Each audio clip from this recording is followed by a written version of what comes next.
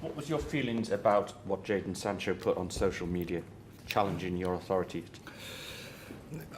I don't think about that, and I don't talk about that because I have to win a game, and it's all about that. And the players who are there, who are available, deserve me. I have to guide them, I have to prepare them, and it's about that. And so I only focus about the players who are available. But is it important that you as a manager make a stand against something like that, which was such a challenge to your authority, almost calling you a liar? It's also not about me. It's about the team and the club. So I focus and I put my energy in to give tomorrow the best performance against Brighton. Regarding that, obviously with Cristiano last season he was dealt with quite swiftly. How long do you think it will be to come to a resolution on the disciplinary issue with Jadon? I don't know, but as I say, I don't think about that. I think about tomorrow. I think about the way the team has to progress. And tomorrow we have a game and we go to Champions League, so I have a lot to consider and to make the right decisions. He's deleted the post on social media. Has he shown any contrition for what he did? Has he apologised at all?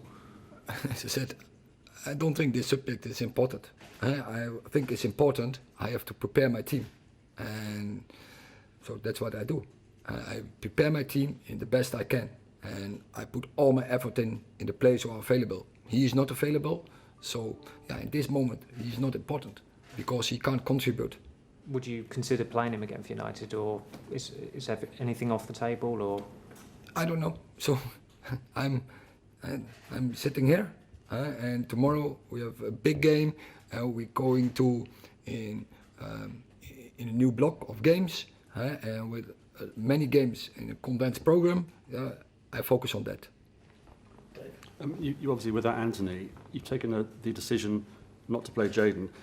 Does that show how important it is for you as a manager to set those standards and stick by them, even when it might be against the team because you haven't got so many players available? Is that fair to say that it's about your principles and you have to send that message out and reinforce it to the squad and to the wider world? You say something really important, but it's in favour of the team. That's my decision is based on. That is not about me, to be strict. No, this is in favour of the team. So even though it might be detrimental in terms of not having a player available, you feel that's the best action, best course. Even then, yeah. Hi, Erik. You're trying to build something here, obviously, and a massive part of that is team spirit. After what you did for Jadon last season, you gave him sort of 2 or 3 months break for him to sort of recuperate. You stuck by him. He then does this, but it's not basically called you a liar. He did call you a liar. He said it was untrue. Does that not show the sort of personality that he is, and therefore, for the good of the team, he shouldn't be around it? Well, everyone can make his opinion about that. But as I said, he's not available, so he can't contribute to our performance and to our result. So I block it. Go and prepare the team and to give the best performance. Yeah, I respect that, but he's causing this distraction. And also the other thing that should be remembered maybe is he's a paid employee, isn't he?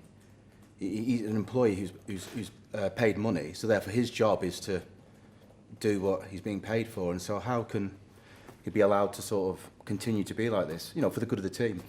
Yeah. So as a club, as a team, we have to deal with that. But once again, it's no importance to coming games, and I have to put my energy to let the team play to their best tomorrow, in the week, the coming period. So I have to focus on that.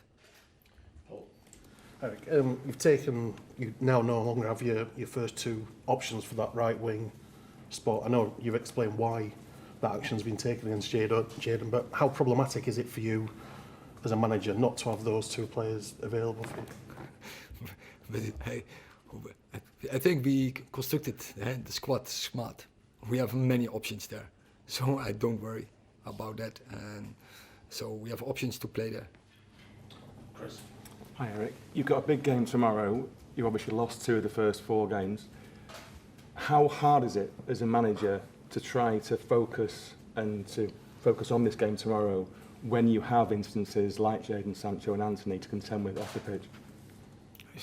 You're already in your question. You say how important it is to focus where it is about, and that is about getting the right performance, and that is the most important in this part of the season. So you see the progress in our game from the first game to now. And I know from experience, the first part of the season is always is a struggle to fight, to battle, to get the points in.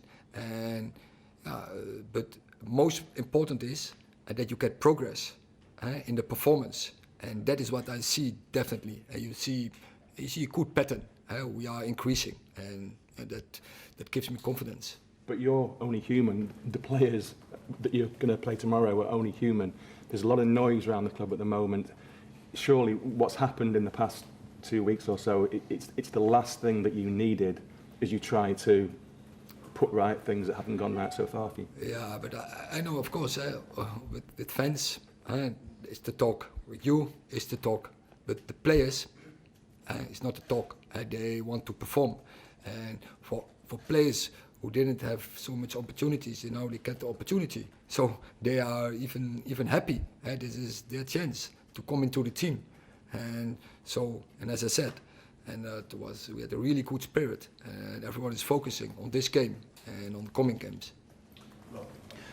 Since you've been here, you've tried to keep a lot in-house when it comes to the squad and players. Was there a particular reason you decided to be quite public with your criticism of Jadon? And once you've done that, is Jadon then not entitled to use his own platform to express his opinion?